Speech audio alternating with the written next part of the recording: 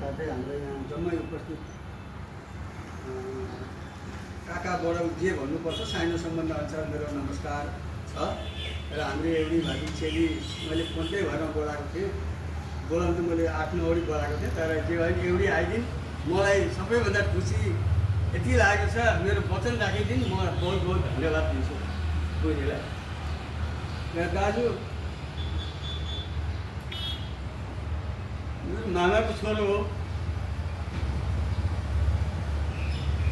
आउँथेँ म उसको बाउको हातको गर्न आउँथेँ र भारतीय गोर्खा परिसङ्घ भनेर पहिले सुन्दाखेरि भागो प भन्थेँ। मैले कहाँ भाग्नु हो भन्थेँ। म आफू भागो प कहाँ भाग्नु हो भन्थेँ। मलाई भक्त प्रधान सुब्बाईकाले उनले जुन दुःख पाएका थिए त्यो भागोपको बेलामा, नाम भन्नु हुँदैन, कतिपय केटाहरूले मार्न पनि खोजेका थिए भागोपमा आयो भने। र म सबैभन्दा पहिले एउटै कुरो भागोपलाई एउटा माने उत्साहपूर्वक एउटा कुरो भन्न चाहन्छु के भने, आज भारतमा जति पनि हामी गोर्खाहरू छौँ, भारतीय लेभलमा गोर्खा परिसङ्घले जुन कदम चालेको छ यो सायद आज कुनै गोर्खाले पनि गर्न सकेको छैन। यसको लागि चाहिँ म भारतीय गोर्खा परिसङ्घलाई बहुत बहुत धन्यवाद दिन्छु।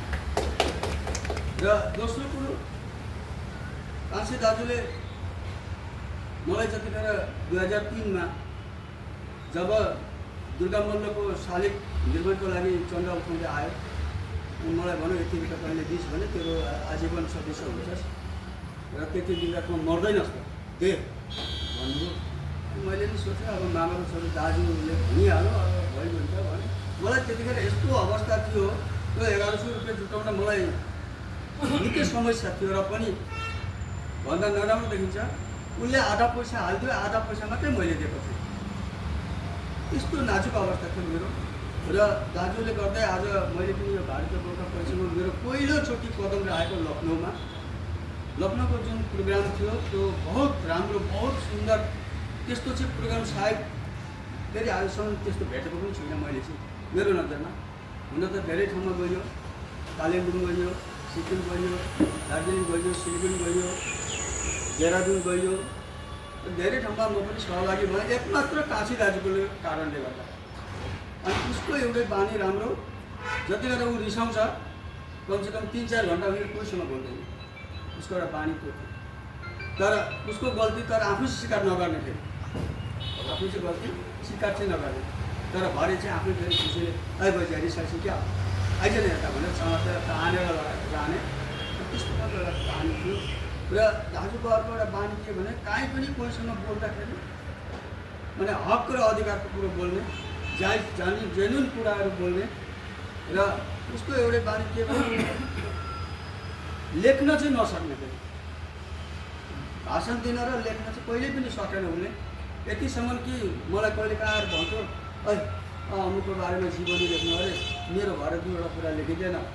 अरे बाबा त अर्कालाई चाहिँ लेख्न लगा न, अब तेरो त दाजु म भाइ, त्यहीमाथि अब भागवतको विषय लिएर त त नै प्रतिष्ठापक मान्छे होस्, तैँले चाहिँ झन् भन्नुपर्ने लेख्नुपर्ने, मैले कहाँबाट लेख्नु भनेर त्यसरी भन्थेँ। र दाजुको एउटै बानी राम्रो थियो, जहाँ पनि जसलाई पनि ठुलो होस् कि सानो होस् त्यो नचिन्ने माने त्यो सम्मान राखेर गर्ने। तर उसको भनाइ चाहिँ माने डाइरेक्टली त्यहाँ दारी कमाइ राख्न जान्दैन, हाटी बोल्ने त्यो खालको हो। तर मान्छेको सम्मान रूपले चाहिँ व्यवहार गर्ने। र उसले गर्दा नै मैले आज यो भारतीय गोर्खा परिसङ्घमा जडित हुन पाएकोमा म आफै गर्वित छु। किनकि भारतमा एकमात्र यही मात्रै हो भारतीय गोर्खा परिसङ्घ, नभए अर्को आजसम्म जन्मेको थिएन। र भारतीय गोर्खा परिसङ्घमा मलाई एउटै खुसी लाग्छ, आज दिलकुमारी भण्डारीको तत्त्वावधानमा भारतीय गोर्खा परिसङ्घले जुन दिल्लीमा दुर्गा मल्लको जुन शालिग एउटा स्थापना गर्न सकिन्, त्यसको परिचय यो त हामी सारा गोर्खाको लागि एउटा इतिहास हो। र जे नहोस्, म धेरै लामो पनि भन्दिनँ, समयको अभाव छ। र उहाँज्यू उपयुक्त वक्ताले जुन भन्नुभयो, निकासीको मिटिङमा पनि हामी पनि थियौँ। र त्यस पछाडि फेरि उहाँ अर्को एउटा के जग्गा थियो, मैना पोखरीको छेउमा पनि त्यहाँ एउटा मिटिङ भयो, त्यहाँ पनि हामी गएको थियौँ। म गएको कारण चाहिँ काशी दाजुको उसले। र जति पनि आज मलाई विशेष गरी यहाँ भारतीय गोर्खा परिसङ्घमा गङ्गा पौडेल, हाम्रो रोशन कार्की, विनोद पोखरेलले जुन आड अडसो दिएको छ, त्यही अरू सालले गर्दा मात्रै म पनि उनीहरूको डिस्ट्रिक्टको एउटा प्रेसिडेन्टको नाता उहाँहरूको जोड र हौसलाले गर्दा मात्रै म लिएको हुँ, नभए मैले पद लिन सक्ने मान्छे पनि होइन। किनभने मलाई धेरैले जान्नुहुन्छ, म एउटा गाउँबुढो मान्छे हुँ। कतिखेर कहाँ बोलाइदिन्छ अफिसमा, कतिखेर कहाँ पुग्नु सक्छ मेरो पनि भरोसा हुँदैन। र पनि उहाँहरूको हौसला र साथले अब त्यो कार्यालयमा पनि गयो, रोशनले गाडी आफै दिए, आफ्नै गाडी लिएर पनि गयो र यसरी धेरै ठाउँमा हामी हिँड्यौँ डुल्यौँ। र काँसी दाजुलाई साँच्चै भन्नु भने मान्छेले धेरैले अहिले चाहिँ अफसोस गर्छन्, जहिले पनि एउटा स्वभाव हुन्छ कि मान्छे मरेपछि मात्रै मान्छे यस्तो थियो भन्छ, तर जिउँदोमा कसैले प्रशंसा गर्दैन। र दाजुको जुन स्वभाव चरित्रलाई हामीले चाहिँ अलिकति डाइसमा ल्याउने कोसिस चाहिँ हामीले पनि गर्न सकेनौँ र त्यो एउटा मौका पनि परेन। र जे नहोस्, आउँदा दिनहरूमा चाहिँ हामी सबैले सबैको आफ्नो आफ्नो मान मर्यादा राखेर र समयअनुसारको सुविधाअनुसारको मर्यादा राखेर हामी अगाडि बढौँ भन्दै मेरो दुई कुरामा यही विराम दिन्छु।